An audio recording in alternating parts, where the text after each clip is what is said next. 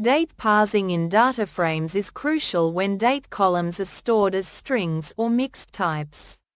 Without it, you can't perform accurate time-based analysis, filtering, or sorting. It's important because Pandas needs these as datetime objects to unlock its full time series capabilities, especially with raw data imports. In Python, we primarily use pandas.to_datetime. It's robust, often guessing formats correctly. For example, to parse a column named sale_date, Python, import pandas as pd, df, sale_date, equals pd.to_datetime, df, sale_date, for non-standard formats. You can specify the format argument, like format equals %d%m%y, ensuring precise conversion into analyzable datetime objects. The first part of the code initializes a Pandas data frame where a date_star column contains dates in various string formats, including one invalid entry. This mimics common real-world scenarios where date data might be inconsistent, come from different sources, or have typos.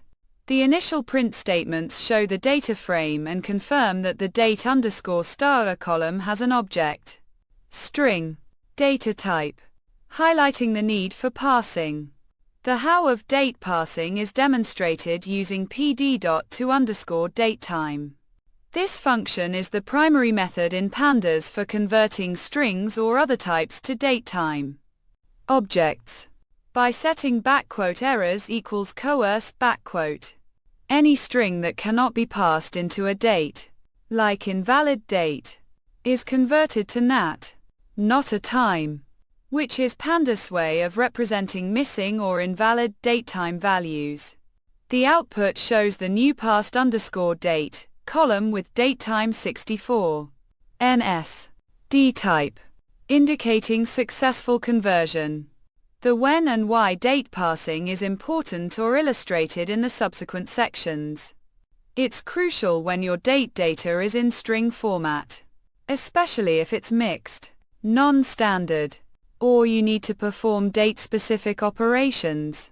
It's important why because converting to a native datetime format, datetime 64 ns, unlocks powerful capabilities that are either impossible or error-prone with string dates.